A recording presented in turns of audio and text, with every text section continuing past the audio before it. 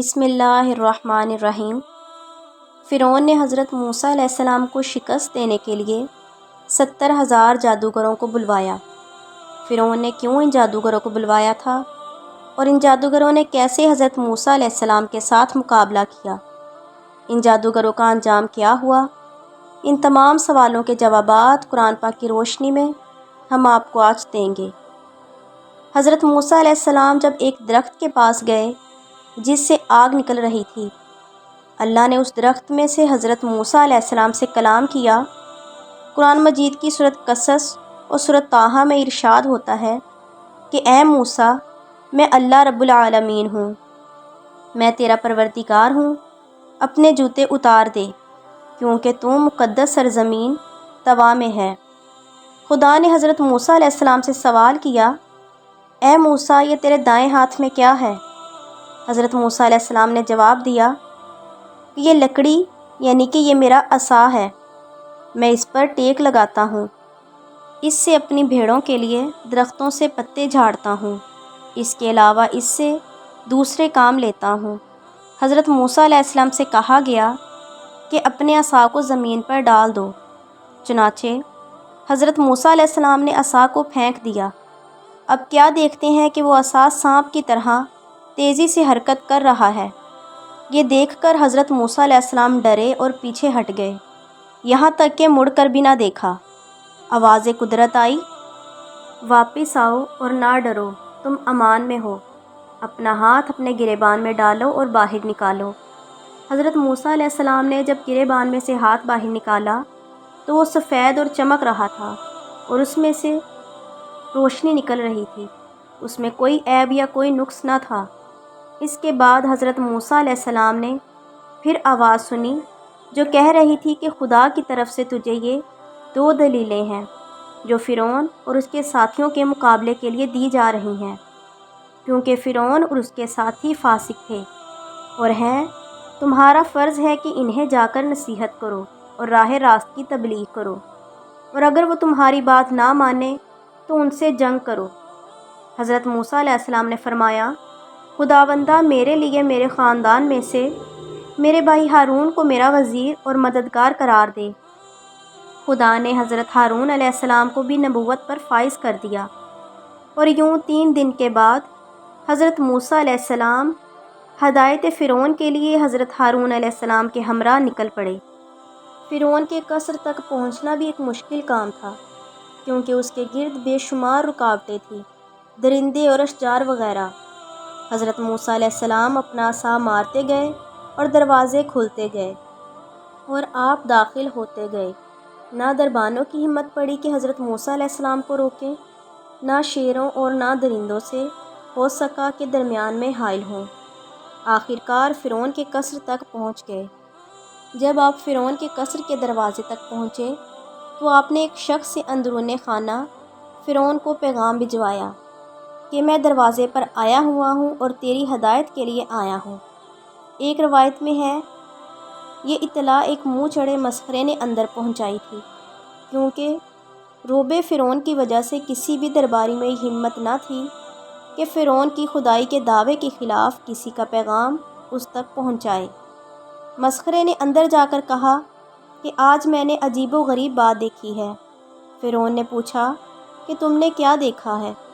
مسخرے نے کہا کہ میں نے تیرے قصر کے دروازے پر 2 ایسے شخصوں کو دیکھا ہے جنہیں تیرے قصر تک پہنچنے میں نہ شیر نہ درندے روک سکے، نہ تیرے مضبوط دروازے اس میں حائل ہو سکے، اور وہ عجیب بات کر رہے ہیں۔ فرعون نے پوچھا، وہ کیا کہتے ہیں؟ مسخرے شخص نے کہا، حضور، وہ آپ کو خدا کہنے کے بجائے دوسرے رب کا ذکر کرتے ہیں اور کہتے ہیں کہ ہمارا خدا وہ ہے جس نے ہمیں اور فرعون کو اور اس ساری کائنات کو پیدا کیا ہے۔ یہ سننا تھا کہ فرعون آگ بگولا ہو گیا۔ آپ کو اندر بلایا اور پوچھا، تم کون ہو؟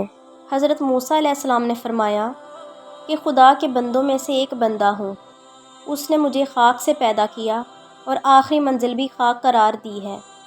فرعون نے کہا، میں تمہیں پہچانتا ہوں اور تم سے پوچھنا چاہتا ہوں کہ تم کو کیا ہو گیا ہے اور کیا کر رہے ہو۔ اے موسیٰ، تمہیں شرم نہیں آتی کہ ابھی کل کی بات ہے کہ تم ہمارے گھر میں پرورش پا رہے تھے، پھر تم نے ایک کبتی کو قتل کر ڈالا، پھر تم یہاں سے بھاگ کر روپوش ہو گئے، پھر مدین میں مزدوری کرنے لگے اور ایک شخص کی بکریاں چرانے لگے اور اس کے ملازم ہو گئے۔ اب ایک عرصے کے بعد آ کر بلند آواز میں دعویٰ کرنے لگے ہو اور میرے علاوہ کسی اور خدا کی خبر دے رہے ہو۔ موسیٰ سنو، خیریت اسی میں ہے کہ تم میری خدائی کو مان لو اور بہکی بہکی باتیں نہ کرو۔ حضرت موسیٰ علیہ السلام نے فرمایا، اے فرعون، ہوش کے ناخن لے، خدائی صرف خدا کو زیب دیتی ہے، اس کے علاوہ جو دعوی خدائی کرتا ہے وہ سخت غلطی پر ہے اور اس کا انجام اچھا نہ ہوگا اور وہ آخر کار برباد ہو کر رہے گا۔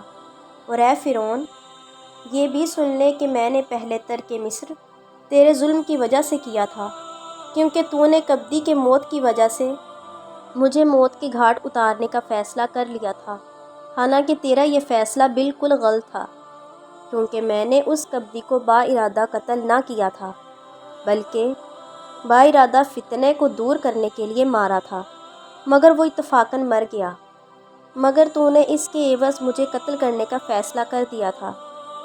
بہرحال میرے کہنے کا مطلب یہ ہے کہ میں یہاں سے روانہ ہو کر امان خدا میں چلا گیا اور مدین میں دن گزارتا رہا، پھر خدا نے مجھے نبوت پر فائز کر دیا اور تیری ہدایت کے لیے بھیجا۔ پھر حضرت موسیٰ علیہ السلام نے اپنے عصا کو زمین پر ڈالا تو وہ ایک آگ اگلتا ہوا اژدہا بن گیا، اس کے منہ سے آگ کے شعلے نکل رہے تھے، جس طرف جاتا ہر چیز کو جلا کر خاک کر ڈالتا۔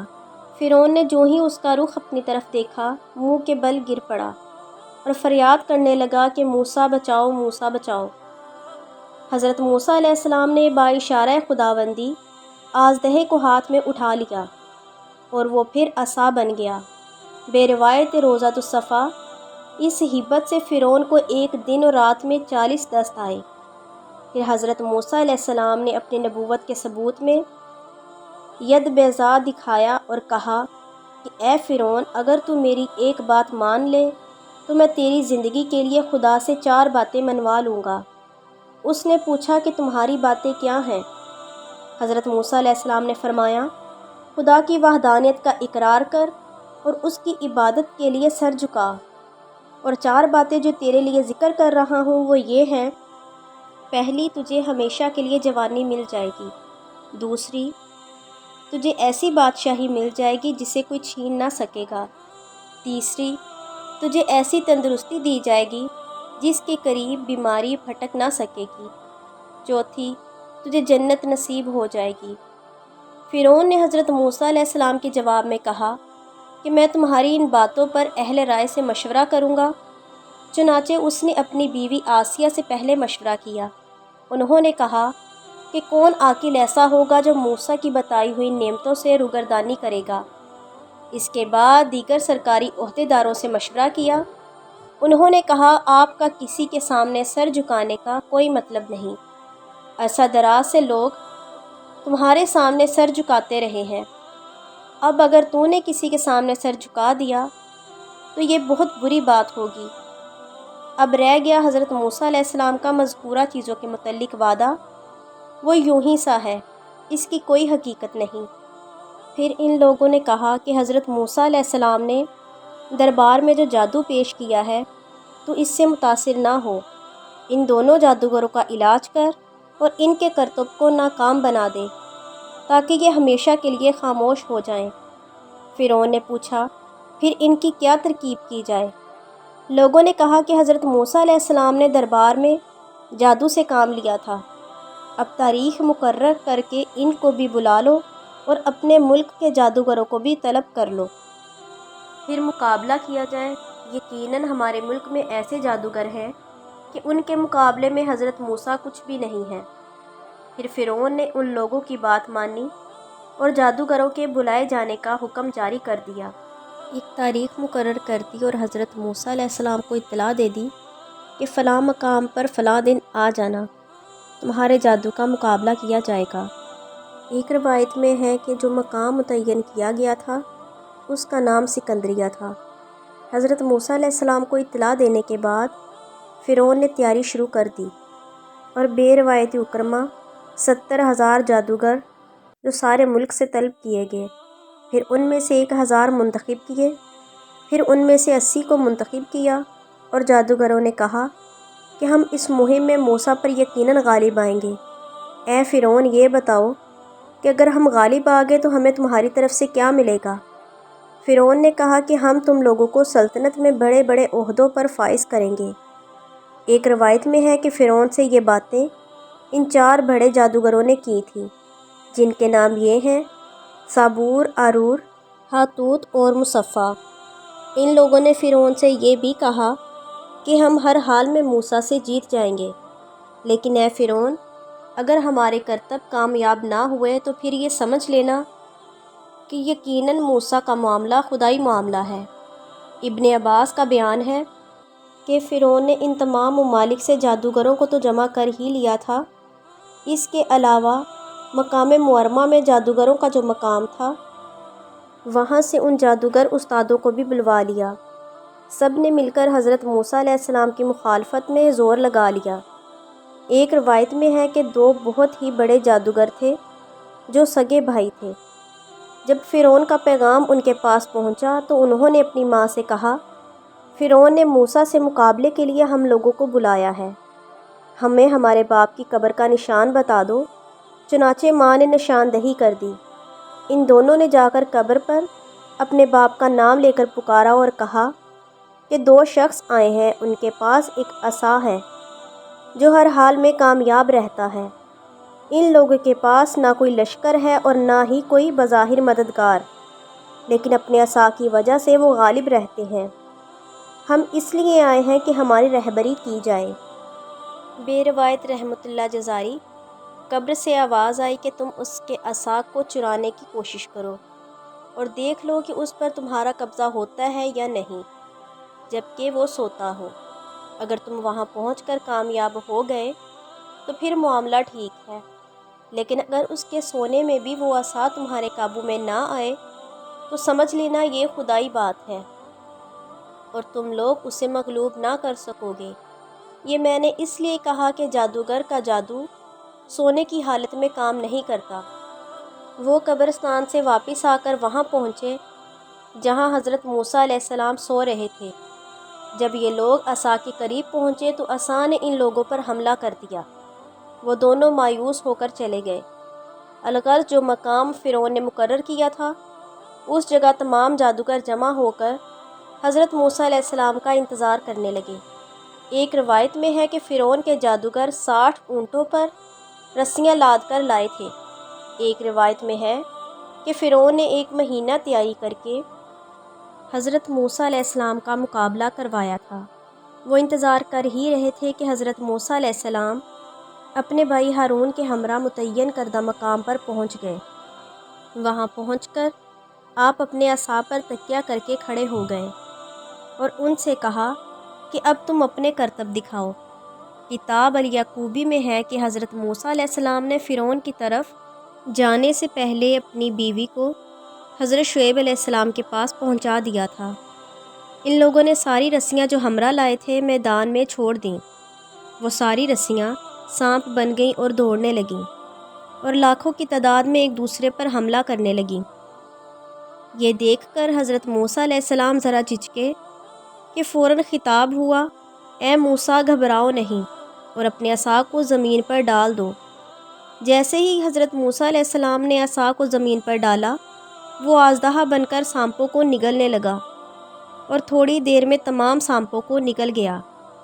جب سانپوں کو نگل چکا تو اس نے فرعون کے محل کو نگلنے کا ارادہ کیا۔ یہ دیکھ کر فرعون وہاں سے بھاگ نکلا۔ پھر حضرت موسیٰ علیہ السلام نے ہاتھ بڑھا کر اژدہے کو اٹھا لیا اور وہ ہاتھ میں آتے ہی عصا بن گیا۔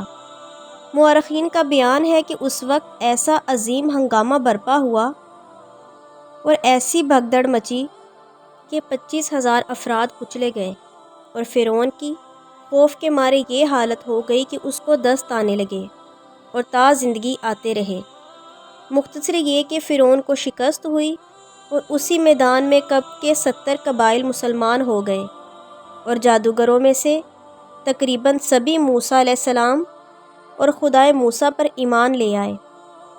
جادوگر سجدے میں گر پڑے اور یہ دیکھ کر فرعون نے جادوگروں نمایاں فردوں سے کہا کہ تم لوگ مجھ سے اجازت لیے بغیر مسلمان ہو گئے، اب تمہاری سزا یہ ہے کہ تم کو پھانسی دی جائے اور تمہارے ہاتھ پاؤں کاٹ دیے جائیں۔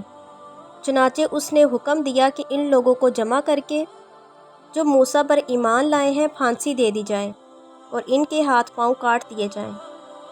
چنانچہ جب سب کو بلا کر تنبیہ کی گئی تو سب نے کہا کہ چشم دید دلائل سے حضرت موسیٰ علیہ السلام کی نبوت اور ان کی خدا کی خدائی ثابت ہو گئی ہے، لہٰذا ہم ایمان لے آئے ہیں، تو جو کرنا چاہتا ہے کر لے، ہم ایمان کے لیے ہر شدت و تکلیف کو برداشت کر لیں گے۔ فرعون نے جب ان کے عزم و استقلال کو دیکھا اور اچھی طرح سمجھ گیا کہ یہ بات نہ مانیں گے، تو ان کے ہاتھ پاؤں کٹوا دیا اور انہیں دار پر کھنچوا دیا۔ علامہ جزائری لکھتے ہیں کہ فرعون وہ پہلا شخص تھا جس نے ایمانداروں کے ہاتھ کٹوا دیے تھے اور ان کو سولی پر چڑھا دیا تھا۔ اگر آپ کو یہ ویڈیو اچھی لگے تو چینل کو سبسکرائب کر دیں اور بیل آئیکن کو پریس کر دیں تاکہ مزید نئی آنے والی ویڈیوز کا نوٹیفیکیشن آپ کو مل سکے۔